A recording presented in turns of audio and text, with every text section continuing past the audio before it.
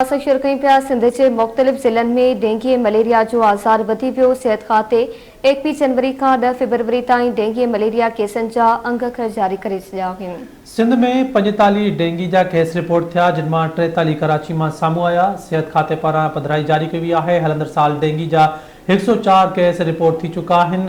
सिहत खाते पारां चयो वियो आहे सिंध में 1468 मलेरिया जा केस रिपोर्ट थिया आहिनि। अहम ख़बर अवां सां शेयर कयूं पिया। सिंध जे मुख़्तलिफ़ ज़िलनि में डेंगी ऐं मलेरिया जो आज़ार वधी वियो आहे। सिहत खाते 21 जनवरी खां 10 फरवरी ताईं डेंगी ऐं मलेरिया केसनि जा अंगखर जारी करे छॾिया। सिंध में 45 डेंगी जा केस रिपोर्ट थिया, जिन मां 43 कराची मां साम्हूं आया। हलंदड़ साल डेंगी जा 104 केस रिपोर्ट थी चुका आहिनि। सिंध में 1468 मलेरिया जा केस रिपोर्ट थिया आहिनि। सिंध के मुख़्तलिफ़ ज़िलनि में डेंगी मलेरिया जो आज़ार वधी पियो। सिहत खाते 21 जनवरी का 10 फरवरी ताईं डेंगी मलेरिया केसनि जा अंगखर जारी करे छॾिया आहिनि। सिंध में 45 डेंगी जा केस रिपोर्ट थिया, जिन मां 43 कराची मां साम्हूं आया आहिनि।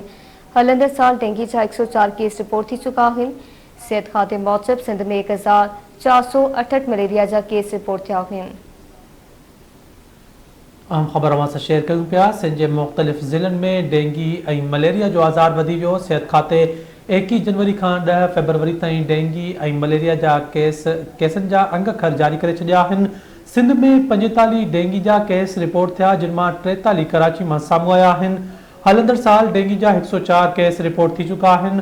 सिंध में 1468 मलेरिया जा केस रिपोर्ट थिया आहिनि।